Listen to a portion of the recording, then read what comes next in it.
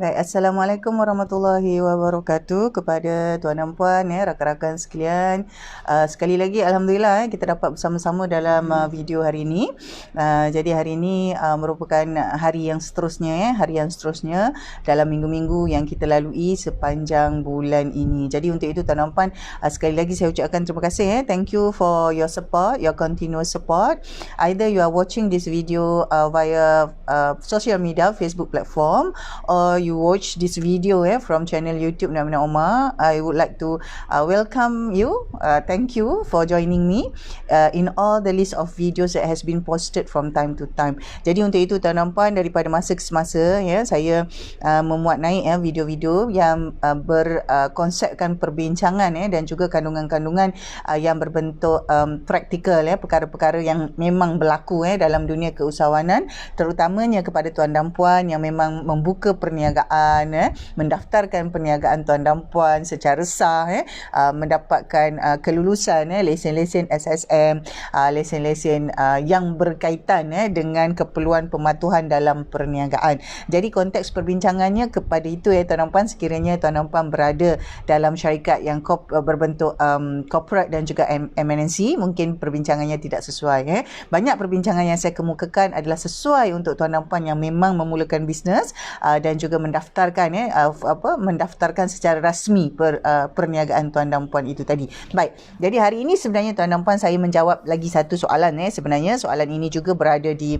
laman blog www.naminaomar.com dan yang memang saya ada ajukan, saya dah respon kepada soalan ini. Tetapi memandangkan ada lagi beberapa persoalan yang lebih kurang sama, maka saya adakan video ini supaya dia dapat memberi penjelasan sekali lagi tentang bagaimana mengeluarkan ataupun apakah keadaan atau senario yang sebenar apabila kita mengeluarkan nama daripada nama partner kita tu daripada lesen enterprise. Jadi untuk itu tuan dan puan, ada beberapa senario dan sebenarnya tuan dan puan saya menerima dari masa ke semasa menerima persoalan-persoalan dan pertanyaan daripada rakan-rakan usahawan, dan saya dapati sebahagian daripada soalan-soalan ini datang memang daripada pemilik, iaitu owner, dan sebahagian lagi memang datang daripada partner yang tidak aktif dalam bisnes. Maksudnya dia ada nama saja tapi dia tak ada buat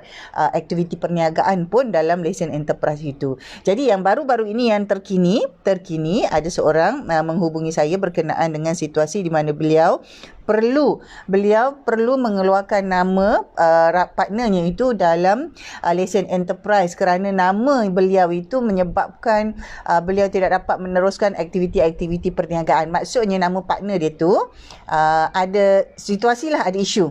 Sama ada nama dia ada kena blacklist ke, nama dia ada masalah lah dalam sistem perbankan ke apa. Saya tak tanya apa masalah-masalah itulah kerana itu adalah masalah yang saya kira berbentuk peribadi kepada partner tu. Jadi saya tak tahu pun tak apa. Tetapi situasinya adalah beliau perlu mengeluarkan nama partner daripada lesen enterprise. Okey. Jadi tuan dan puan, pertama sekali saya ingin bawa konteks perbincangan untuk melihat pengurusan enterprise ini sekali lagi. Jadi enterprise ini sebagaimana yang saya dah ada dibincangkan dalam video-video terdahulu. Kita recap sedikit. Lesen enterprise ini sebenarnya adalah satu lesen yang dianugerahkan, yang diberikan kepada sesiapa yang mendaftarkan perniagaannya di bawah kategori lesen enterprise, maksudnya sole proprietorship, maksudnya persendirian lah. Contoh kalau tuan dan puan katalah mulakan bisnes contohlah saya pandai menjahit, jadi saya nak mulakan perniagaan saya tu tailoring lah, saya bagi servis menjahit itu mungkin bermula dari rumah. Jadi saya nak memastikan perniagaan saya tu berdaftar walaupun dari rumah, maka saya daftarkanlah perniagaan saya tu, contohlah Sri Aminah Tukang Jahit, jadi saya daftarkan di bawah lesen enterprise. Jadi kosnya sekitar dalam RM70 macam itu, tak sampai pun RM100, jadi saya daftarkan. Jadi saya dah ada satu lesen SSM enterprise, jadi saya boleh display dekat dinding tempat kedai jahit saya tu. Jadi kalau orang datang, risik-risik saya pun ada nama lah, Sri Aminah Kedai Jahit contoh. Saya pun buat shop apa semua. Jadi saya pun buka akaun. Jadi kalau pelanggan-pelanggan bayar transfer duit, semua dia akan masukkan dalam akaun perniagaan saya tu tadi. Okey, Sri apa tadi nama perniagaan, lupa Seri pusat jahitan kedai jahit Aminah contoh. Jadi saya daftarkan kerana saya berniaga, maksudnya saya ada servis yang saya jual kepada pelanggan dan pelanggan bayar. Jadi saya nak transaksi itu berbentuk sah. Sah. Maksudnya saya buat dengan betul lah, saya daftarkan. Jadi mungkin selepas setahun 2 tahun saya pindah ke kedai. Jadi maksudnya dari awal saya buat bisnes tadi, walaupun dari rumah saya dah daftarkan bisnes saya itu tadi di SSM. Maka semua transaksi, katalah orang tempah baju, satu keluarga tempah baju. Mungkin satu baju tu upah jahitannya antara 80 ke 100 ringgit contoh. Kalau dalam satu keluarga tu 4 orang, mungkin satu keluarga tu 400 ringgit dah bayar transaksi untuk servis menjahit saya tadi tu. Jadi kalau sebulan ada 10 keluarga macam ini, mungkin saya ada income sebanyak 4,000. Jadi semua transaksi tu ada rekod dalam akaun bank yang di dalam lesen perniagaan saya tu tadi. Okey, jadi pengurusan lesen enterprise ini, dia konsepnya A equals to B, B equals to A. Jadi kedai jahit Aminah tadi adalah bersamaan dengan Aminah, dan apa-apa saja perbelanjaan pengurusan Aminah tadi tu, maksudnya dia punya personal finance tadi tu pun ada kaitannya dengan kedai jahit Aminah tu tadi, sebab dia lesen enterprise, dia sama. Jadi pengurusannya sama macam kita menguruskan personal finance. Jadi on personal finance saya tadi tu, katalah Aminah tadi tu tukang jahit, dia adalah rekod dia. Berapa gaji dia ambil, contohlah daripada tiap-tiap bulan mungkin gaji dia 1,500. So 1,500 apa yang dia belanja itu personal account. Jadi tiap-tiap bulan mungkin ada perbelanjaan duit dapur saya, ada perbelanjaan untuk personal. Dan satu lagi ada income, contoh dalam 4,000 tadi ada rekod perbelanjaan untuk bisnes tu tadi. Mungkin ada bayar bil air, bil api, beli-beli barang, beli benang, apa semua peralatan menjahit. Kemudian termasuklah duit yang gaji Aminah tadi yang dibayar 1,500 tiap-tiap bulan. Jadi kat sini rekod untuk yang perniagaan tadi, ada satu lagi rekod adalah untuk peribadi. Jadi urusannya tu dia sama. Jadi kalau macam bank ataupun LHDN, bahagian cukai, dia akan melihat sama. Maksudnya ini akaun peribadi, dia ambil duit daripada sini untuk peribadi dia, dan dia guna juga duit daripada sini untuk bisnes dia. Tapi masih sama. Masih sama. Dikira macam samalah. Tukang kedai jahit Aminah sama dengan Aminah. Aminah adalah kedai jahit Aminah, ada macam tu. Itu konsepnya dengan lesen enterprise. Jadi sekiranya dalam lesen enterprise ada partner, saya bawa masuk lah, katalah Aminah bawa masuk Salma. Jadi perniagaan tu ada rekod dia, kewangan dia disusun-susun, dan kemudian rekod kewangan personal Salma, Aminah. Tetapi apabila bank melihat ataupun institusi lain melihat, dia melihat oleh kerana ada Salma dan Aminah, maksudnya dia orang ni share 50-50 sebab dua orang. Automatik dia akan nampak macam tu. Tetapi dalam pengurusan kita, kalau kita ada perjanjian, kita uruskanlah. Mungkin dia tu oleh kerana Salmah ni partner kecil je, mungkin dia 30%. Aminah ni yang mulakan, mungkin dia 70%. Dia ada perjanjian lain. Tetapi secara amnya, tanpa perjanjian, dia akan terus nampak 50-50. Itulah risikonya apabila kita kata kita mengurus bisnes dengan lesen enterprise. Jadi apa berlaku? Dalam senario ni apa berlaku? Bila dia nak keluarkan nama Salmah, contoh nak keluarkan nama Salmah. Jadi semasa kita buka lesen enterprise tu, katalah Aminah kedai jahit tadi, Aminah pergi ke SSM daftarkan, dia seorang saja. Jadi dia bawa lah IC dia, isilah apa yang patut dan disahkan.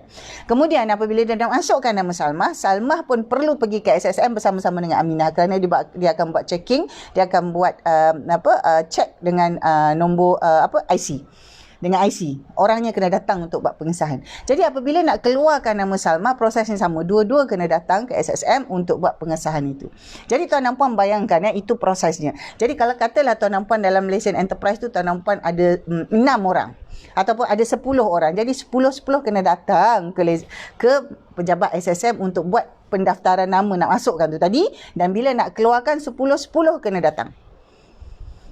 Keadaannya memang macam itu. Itu adalah prosesnya. Ini adalah antara sebab apabila kita kata buka lesen enterprise, sebaiknya, ideal, the best is for you to do it as a sole proprietorship.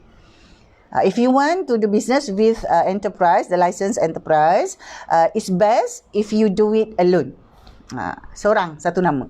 Itu paling bagus. Tetapi sekiranya tuan dan puan tak ada pilihan atas sebab-sebab tertentu, mungkin atas sebab kos pengurusan, modal awal tu kecil, mungkin untuk 2 orang saja, mungkin untuk 3 orang saja, tak apalah puan, lagipun dengan anak saya duduk satu rumah, tak ada masalah nak pergi SSM, kalau nak keluarkan nama dia, nak tutup pun tak apa, kami duduk satu rumah, okey. Kalau itulah justificationnya nak buat dengan partner, go ahead. Tak apa, buatlah dulu. Tetapi mesti ada rancangan sampai bila nak duduk kat enterprise sama-sama tu, sampai bila ada rancangan lah. Tapi kalau rancangannya memang sepanjang hayat nak macam itu pun tak apalah, kerana itu adalah apa yang tuan dan puan rancang. Kalau tanya saya tak galakkan. Tetapi kalau memang tuan nak buat, saya tak boleh buat apa kan. Kan tuan dan puan, itu adalah bisnes tuan dan puan. Tuan dan puan nak buat macam tu, saya nak buat apa? Takkan saya nak rotan kan? Jadi itu adalah keputusan tuan dan puan. Tetapi kalau tuan dan puan tanya mana-mana professional advisor, memang dia akan kata kalau enterprise idealnya memang untuk seorang. Ideal yang terbaik tu tadi. Tapi kalau nak buat partnership boleh. Ada caranya lah. Macam saya sebut tadi ada perjanjiannya. Dan pengurusannya tu tadi. Jadi berbalik kepada senario ni tadi tuan dan puan, senarionya tadi ialah apabila dia nak keluarkan nama partner dalam lesen enterprise. Jadi prosesnya macam itu. Memang kena pergi SSM. Okey. Isunya ialah apabila partner tu tak nak ataupun tak boleh, ataupun atas sebab-sebab tertentu dia tak boleh nak ikut tuan dan puan, tak boleh pergi sama-sama ke SSM untuk keluarkan nama. Masa buka hari tu sama-sama boleh, tapi sekarang bila nak keluarkan nama tak boleh. Ada masalah contoh. Jadi apa nak buat? Apa nak buat? Jadi pertama sekali bagi saya tuan dan puan, pertama sekali bawa perkara, apa-apa perkara yang boleh dibincangkan, bawa dulu berbincang. Apakah yang menyebabkan dia tak boleh sama-sama pergi ke SSM untuk keluarkan nama? Apakah sebenarnya dia tak setuju nama dia dikeluarkan? Kena semak. Kedua, apakah sebenarnya dia tu ada masalah ke? Dia tak boleh travel ke? Masa PKP ni dia tak ada duit, nak makan pun tak ada duit, lepas tu nak pergi ikut pula tuan pergi keluarkan nama dia ke SSM. Adakah itu masalahnya? Atau yang ketiga, ada masalah lain yang tak tahu. Jadi semak. Sekiranya kita memang nak dan dia setuju nak keluarkan nama dia, dan kita pun memang nak keluarkan nama dia atas sebab-sebab tertentu, maka kita provide full support, full facility untuk dia pergi dengan kita ke SSM dan keluarkan nama. Kita terpaksa buat macam tu kerana kita yang nak bertanggungjawab, kita nak teruskan bisnes dengan lesen enterprise itu berbanding dengan partner kita itu tadi. Jadi kita kena buat. Okey, itu senario satu. Yang kedua, katalah tuan dan puan dia ni memang kita tak boleh nak jumpai. Tak tahu dia kat mana, tak tahu dia ni hidup ke, dia ni mati ke, dia dekat Malaysia ke, dekat Amerika ke, kat Brunei, kita tak tahu. Jadi macam mana? Memang kena cari dulu dia. Katalah siapa sebenarnya orang yang tuan dan puan masuk sebagai partner dalam enterprise ini? Mestilah orang yang tuan dan puan kenal. Tuan dan puan ada senarai, ada salinan IC dia, betul? Mestilah kenal. Sekurang-kurangnya ada kenal. Kawan baik dia ke, pasangan dia ke, abang dia ke, jiran dia ke, mesti kenal seseorang. Mesti kenal. Ada yang kita kenal untuk kita cari dia. Kerana bila kita bawa dia masuk sebagai partner tu bukannya orang asing, sepatutnya bukan orang asing, terutama apabila dalam lesen enterprise. Maksudnya kita kena ada akses dengan dia. Kita kena ada akses dengan dia. Kita bukannya syarikat corporate MNC yang tak siapa-siapa letak saham tu, bukan. Kita adalah peniaga yang mendaftar dengan lesen enterprise. Jadi kalau partner yang kita bawa masuk tu kita kata tiba-tiba hilang tak tahu, itu kita yang kena bertanggungjawab, kena cari dia. Kalau sampai tahap tuan dan puan perlu buat report polis nak cari dia, buat iklan kat surat khabar, buat iklan, mungkin buat gambar, mencari sekian-sekian, nombor IC sekian-sekian, sila hubungi saya. Buat iklan cari dia, kena buat. Kena cari dia. Kalau tuan dan puan masih lagi memerlukan proses itu tadi. Contohlah, kalau lesen enterprise tu katalah dapat projek $500,000 contoh. Tapi tuan tak boleh run sebab partner ni hilang contoh. Apa tuan dan puan nak buat? Padahal projek tu dah dibagi kepada lesen enterprise tu. Kalau nak tukar tak boleh. Macam mana? Jadi kena cari juga dia. Jadi senario satu dia refuse. Jadi kena tahu kenapa dia refuse untuk sama-sama pergi SSM nak keluarkan nama. Kedua, dia hilang. Kalau dia hilang kena cari. Kalau katalah dua-dua ni tak boleh jalan, tuan dan puan, dua-dua ni tak boleh, maka tuan dan puan perlu perlu lihat semula apakah tuan dan puan perlu teruskan lesen enterprise ini dengan keadaan satu partner tu tak ada, walaupun namanya ada. Boleh ke? Kalau tak boleh, apakah tuan dan puan perlu buka enterprise yang lain, ataupun sekarang ni dah masanya kena buka syarikat? Yang itu kena rancang. Jadi Jadi situasinya bila ada satu partner kita nak keluarkan nama tak boleh, atau sebab dia tak nak atau tak mahu, atau sebab dia hilang tu tadi, kita jangan stuck dekat situ. Kita usaha buat tu. Katalah kalau kita dah buat kita dah usahakan bantu dia supaya dia pergi sama-sama dengan kita ke SSM. Kita dah cari dia tak dapat juga, maka kita kena segera buat keputusan apa yang kita nak buat supaya pastikan bisnes kita tu terus berjalan. Jangan kerana situasi partner tadi tu yang tak bekerjasama atau yang dah hilang tadi tu menyebabkan kita berhenti. Sebab kita terpaksa jalan tuan dan puan. Bila kita berniaga, kita buat kita ada perniagaan yang kita nak jalankan tu tadi, kita tak boleh nak berhenti. Kalau kita berhenti pause tu, itu pause tu sekejap. Kalau kita baca teks pun, kalau pause tu mungkin berapa? Paling lama 30 saat. Dia tak boleh sampai 30 jam berhenti, tak boleh kan. Jadi dia pause, dia koma dia bukan noktah, dia koma. Jadi bila pause kita tak boleh lama-lama. Jadi mungkin tempoh yang kita bagi katalah 30 hari, 60 hari. Lepas daripada tu kita kena move. Macam mana kita nak move tu, sama ada kita terpaksa buka lesen enterprise yang baru ataupun kita move dengan buka syarikat untuk jalankan bisnes tu tadi. Jadi masalah akan jadi lagi timbul. Saya akan jadi lagi timbul lagi banyak ni. Saya kena sebut ni realitinya apabila enterprise ini dah ada satu orang kata macam saya sebut tadi, dah dapat satu kontrak ataupun memang dah ada bisnes yang dah jalan tu tadi. Itu akan jadi isu lah. Tapi macam mana pun tuan dan puan, bila kita kata kita nak selesaikan masalah tu, kita kena fokus pada solution tu tadilah. Kita kena fokus. Jadi kalau memang bisnes tengah run ataupun projek tengah jalan, macam mana nak buat? Apa yang kita boleh buat? Jadi kita kena buat juga 30 hari, dalam tempoh 30 hari atau 45 hari ke 60 hari, kena selesaikan juga isu nama partner yang ada dalam enterprise kita tu. Kalau kita memang betul-betul tak ada pilihan, kena keluarkan, kita kena buat cara-caranya. Kalau kita perlu buat rayuan di SSM, apakah ada proses ataupun prosedur rayuan tu tadi?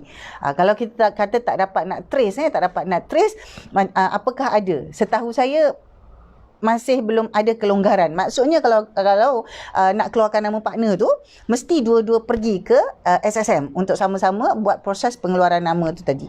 Jadi inilah tuan dan puan, sebahagian besar daripada risiko perniagaan dengan lesen enterprise. Jadi sepanjang tempoh 3 bulan yang terkini ini, saya menerima beberapa soalan ataupun situasi tentang lesen enterprise ini, dan saya nak highlightkan juga antara banyak senario yang berlaku adalah kepada peniaga yang berusia 45 tahun ke atas yang saya jumpa ni. Maksudnya peniaga-peniaga yang dah berumur. Yang muda-muda ni jarang. Saya jarang yang ada isu partner lari-lari ni. Jadi saya buat assumption saya agak bahawa usahawan-usahawan yang lebih muda, mereka ada banyak informasi dan mereka ada energi dan bila mereka ada informasi, mereka ada tenaga nak buat tu semua, maka mereka dapat menguruskannya dengan lebih baik dengan lesen enterprise. Tetapi kepada peniaga yang berumur sedikit ni, mungkin dah 50, 60, 70, dah susah sikit untuk they have some difficulty to run around and make arrangement to clear up things with the business license. Ini senarionya. Saya boleh katakan dalam tempoh 3 bulan ke belakang ni ada 3 orang yang memang menghubungi saya menelefon, merupakan peniaga yang peniaga yang matang lah, maksudnya peniaga yang berumur. Jadi tuan dan puan, sekiranya tuan dan puan adalah usahawan yang masih muda, peniaga yang muda, dan sekiranya tuan dan puan, ahli keluarga tuan dan puan ada yang berniaga juga tetapi mereka lebih berusia, maka perkara-perkara ini perlu tuan dan puan, kalau mereka minta pendapat ataupun bantuan tu, saya harap tuan dan puan boleh berikan sedikit bantuan. Mungkin bukan daripada segi keuangan tetapi dari segi sokongan moral ataupun juga dari segi advice yang betul. Advice yang betul maksudnya berdasarkan pengalaman dan informasi yang tuan dan puan tahu. Pengurusan lesen enterprise ini sebenarnya boleh kita lakukan dengan baik, tetapi sekiranya kita tak ada pengetahuan, kita tidak mengambil tahu, maka risiko-risiko tu kita tak dapat urus. Terutamanya risiko macam inilah tadi, partner tak bekerjasama ataupun dalam keadaan susah partner tu dah blacklist. Bila partner blacklist, ada kadang-kadang tu ada risiko untuk kita run business tu, bila ada background check dia tak lulus. Jadi kita nak jalankan kita punya deal ataupun proses perniagaan tu susah. Kita nak buka account ke kan, kita nak sign agreement ke, kalau partner kita tu tak bekerjasama, terutama dalam keadaan perniagaan kita didaftarkan dengan lesen enterprise, dia akan menjadi sukar. Dia susah tuan dan puan nak gerak. Ya, jadi tuan dan puan, lihat semula macam mana perancangan dalam business license enterprise itu. Jadi sekiranya memang ada keperluan untuk jalankan bisnes dengan license enterprise berpartner, maka uruskan dengan baik. Kalau dah terlepas, mulakan. Yang dah lepas tu, kalau dah terlepas lah, contoh sebelum ni tak ada agreement, sekarang buatlah agreement tu. Kalau sebelum ni kita kata kita tak ada perekodan, tak buat laporan kewangan, sekarang ni kita mulalah rekod dan buat. Dia kuncinya kita nak buat, kita tahu kenapa kita kena buat dan kita kena paksa diri kita buat. Bila kita dah buat tuan dan puan, kita akan nampak hasilnya tu nanti, barulah kita dapat mencipta keseronokan semula dalam menjalankan perniagaan kita itu walaupun dalam keadaan sukar.